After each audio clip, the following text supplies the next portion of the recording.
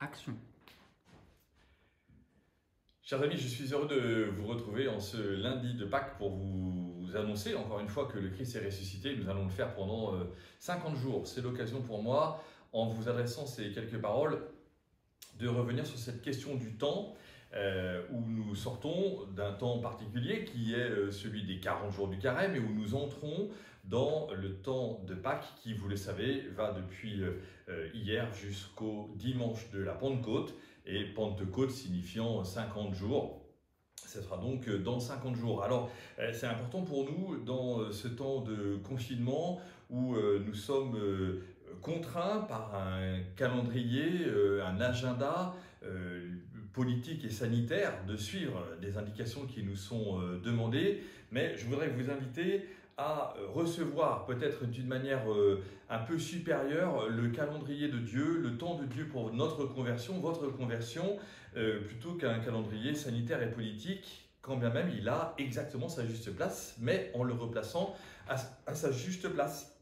C'est-à-dire de faire en sorte qu'il ne soit pas celui qui nous dirige, mais que nous puissions être dirigés jour après jour par le temps de Dieu qui nous dit « Donne-nous aujourd'hui notre pain de ce jour ». Comment est-ce que ce soir, lundi de Pâques, nous allons nous coucher en disant « Tiens, mais quel a été le pain de Dieu pour moi aujourd'hui? Comment ai-je fait sa volonté? Comment ai-je reçu véritablement tout ce qu'il voulait me donner, ou bien est-ce que j'étais un peu glauque et groggy d'avoir vécu une semaine sainte tellement harassante que finalement je me suis reposé, j'ai rien fait. Voilà, donc soyons attentifs vraiment à ce temps de Pâques, à ces 50 jours. C'est un nouveau calendrier qui nous est donné. C'est un calendrier qui n'a pas pour mission de se superposer au calendrier sanitaire et politique. Ça n'a pas pour mission d'évaluer ou dévaloriser les autres calendriers ou les autres obligations qui nous sont données. Non, c'est juste pour remettre les choses à leur juste place. Et notamment parce que nous savons, grâce à la très belle exhortation apostolique du pape François, la joie de l'évangile, qui est son premier document, que le temps est supérieur à l'espace. C'est facile comme référence, c'est le numéro 222 dans la joie de l'évangile. Le temps est supérieur à l'espace. Et que nous dit le pape François?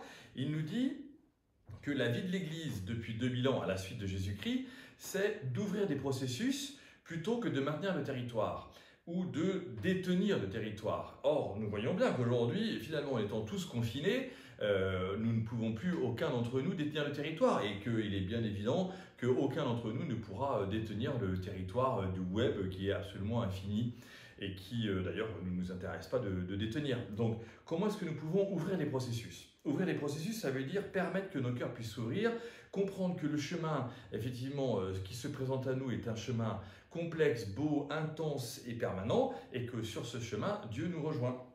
Alors la porte est étroite, mais le chemin, on peut le prendre. Et au fur et à mesure, nous allons voir comment la porte va se présenter à nous et comment nous pourrons ajuster dans notre temps, c'est-à-dire dans le calendrier de notre histoire, ce que Dieu veut nous dire.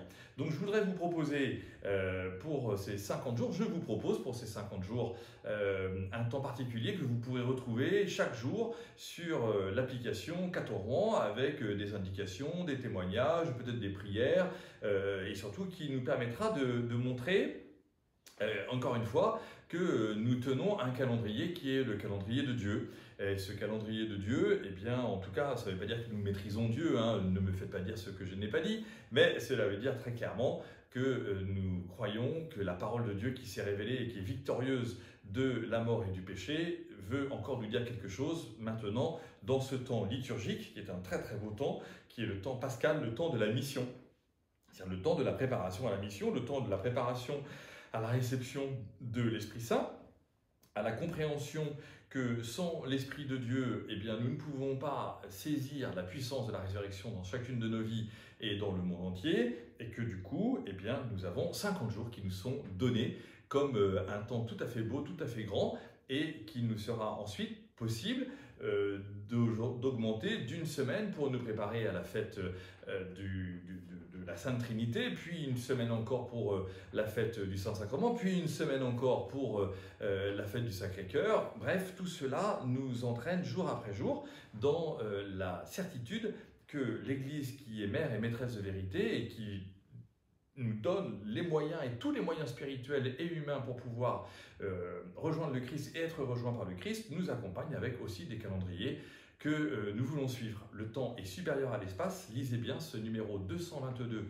de La Joie de l'Évangile et vous verrez que le pape y donne une indication sur le principe de l'évangélisation, qui n'est pas de tout maîtriser. Et d'ailleurs, nous voyons bien que dans ce temps, nous ne maîtrisons pas grand-chose, et que les espaces, en tout cas, ne sont plus maîtrisés, qui sont tous même étonnamment fermés et interdits d'échange. Eh bien, nous avons donc le temps pour entrer dans un échange nouveau, que ce temps qui nous est donné soit pour chacun d'entre nous l'occasion de recevoir la joie nouvelle qui vient de la résurrection du Seigneur. Et surtout, n'oublions pas que dans ce temps, il y a beaucoup de malades, beaucoup de gens qui se donnent pour les autres, beaucoup de gens qui sont inquiets, et qu'au cœur de ce temps, alors, il nous est donné de pouvoir témoigner de la réalité du Christ vainqueur du péché et de la mort. À bientôt!